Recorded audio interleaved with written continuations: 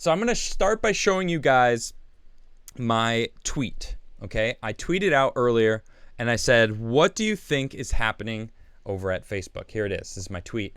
And there are just so many people talking about different things, software updates. This one's my favorite. My aunt's jalapeno cornbread recipe was too powerful for the platform.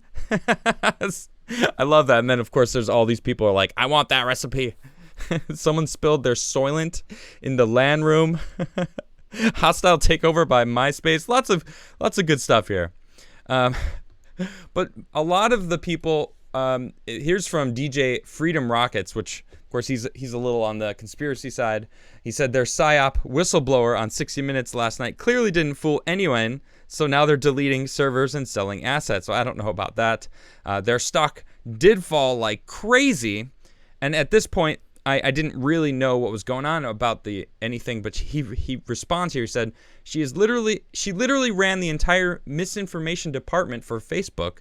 She was the top person for it, clearly not a whistleblower when she's advocating for more censorship, not less. Claiming the FF of 1.6 is proof we need more. Hilarious PSYOP fail. And I was like, wow.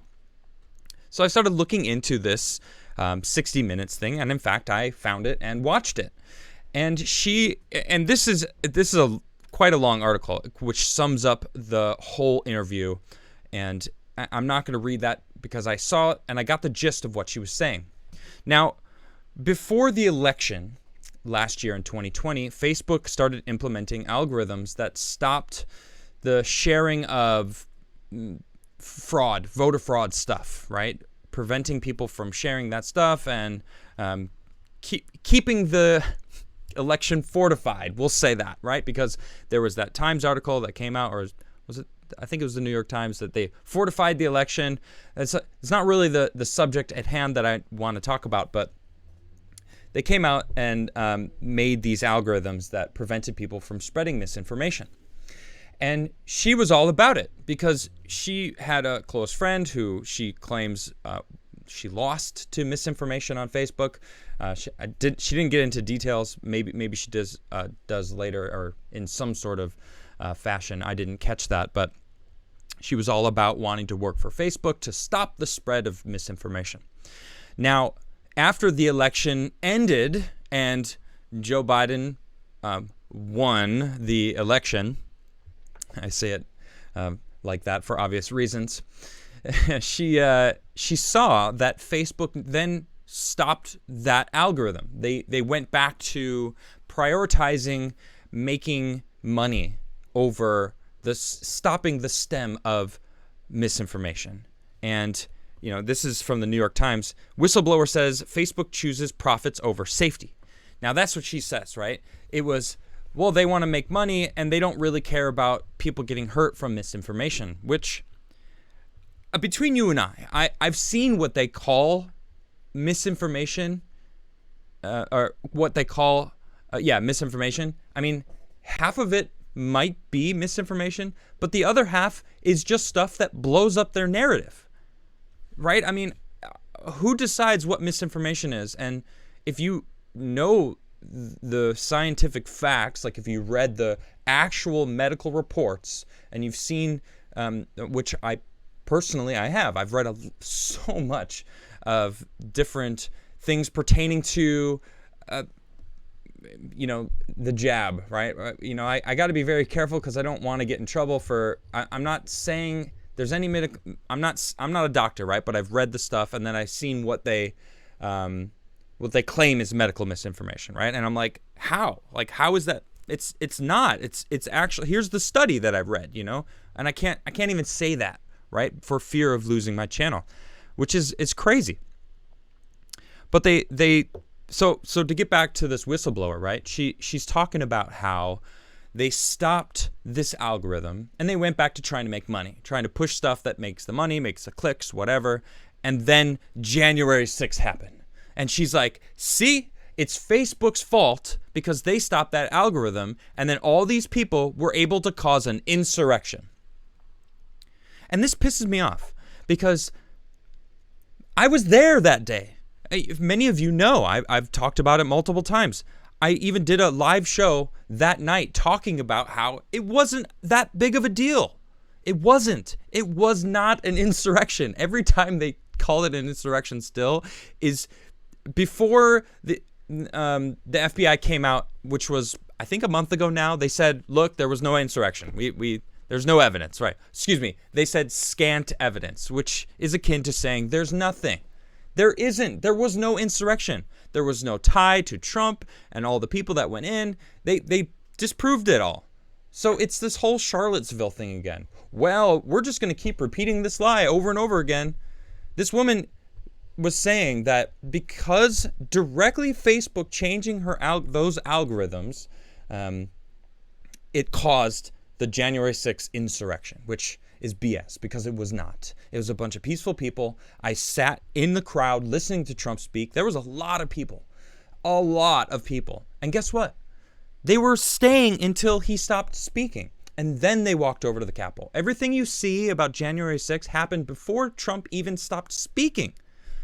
By the time I got over to the Capitol, I walked over to the Capitol as well. I walked with the crowd because I wanted to peacefully protest and have the evidence seen in Congress that day, which is what a lot of us wanted to have happen, right? It was, this is not the subject at hand, right? We're talking about Facebook. But anyway, it was not an insurrection. It's ridiculous. But she's claiming that it's Facebook's fault, like, because they changed these algorithms. She's like, we need them back. We need to stop this we need to stop this misinformation campaigns that these people do to convince everyone else that the big lie, which is ridiculous. But look at this. Zuckerberg lost $7 billion in personal wealth in the hours that Facebook was off. Now, this was a couple hours ago when I found this article. It might be more now, and it probably is.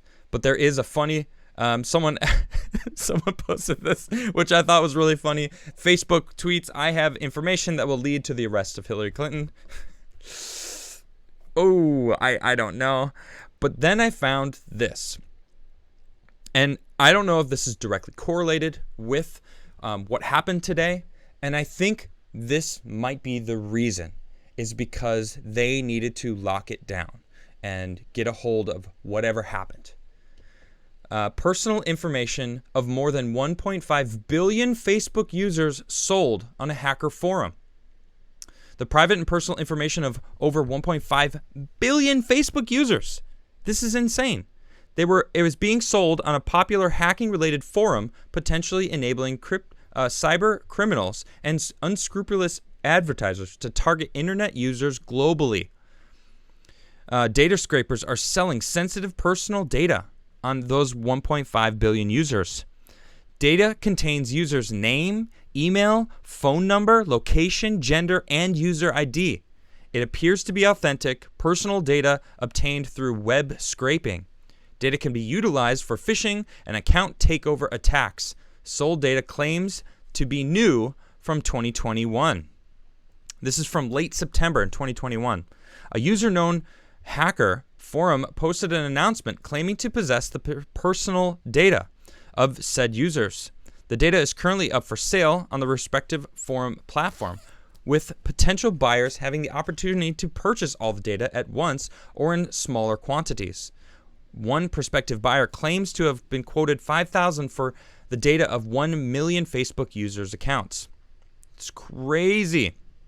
So, I don't know if this is why they closed down today.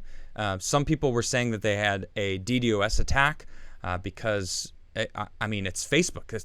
The company itself, I believe, is worth over $1 trillion among all of its different assets. Not necessarily Zuckerberg himself, but the company of Facebook. That's insane. The power of what Facebook holds. I mean, you think about it. I believe Facebook has 65% of 65% of the internet users on the planet.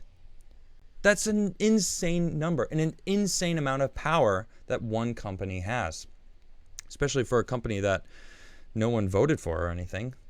And for a company that we know that Jen Psaki herself has admitted is working, they are working with the government to help curb misinformation. So now we have a political party that is working with a company to choose what misinformation is. That's nuts.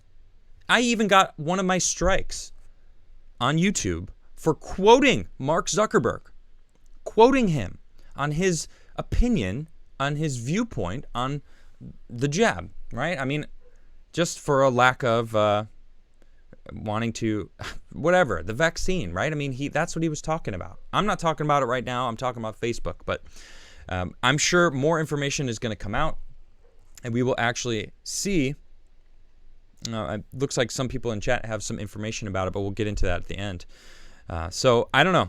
We'll see more and more as people find out what was actually going on today. But it's back up and running. So it was down for a good 5 or 6 hours today. So whether or not it's going to be a recurring problem, lasting problem, I doubt it. And will we ever really know? I doubt it also. Some people were talking about there's a Project Veritas expose that's coming out tonight that's talking about Facebook. Maybe they were getting ahead of the curve and trying to squash something that might have been connected to what might be coming out from Project Veritas. You never know the severity of their reports because, you know, they've been getting bigger and bigger people coming to them to blow the whistle on different huge companies or governments. It's good for them. Good shout out to Project Veritas because they're incredible.